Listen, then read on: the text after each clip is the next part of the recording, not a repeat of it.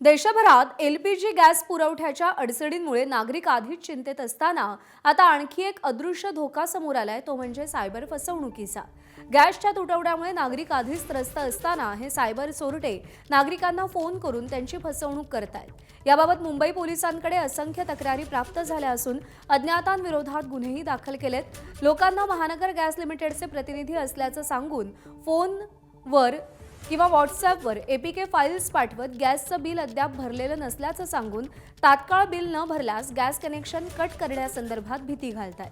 तसंच मोबाईलवर पाठवलेली लिंक ओपन करण्यास सांगून क्षणार्धात त्यांचं खातं हे साफ केलं जात आहे। काही प्रकरणांमध्ये कुटुंबांनी लाखो रुपयांची जमापुंजी गमावली असून त्यांच्या आर्थिक सुरक्षिततेवर मोठा परिणाम झालेला आहे।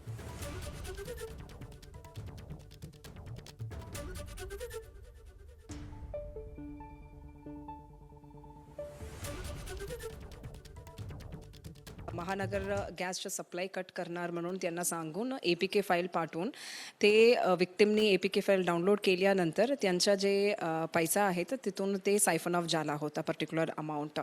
तर त्यावर इमिडिएटली ते गुन्हा पण दाखल झालेले आहेत। एबीपी माझा, उघडा डोळे बघा नीट।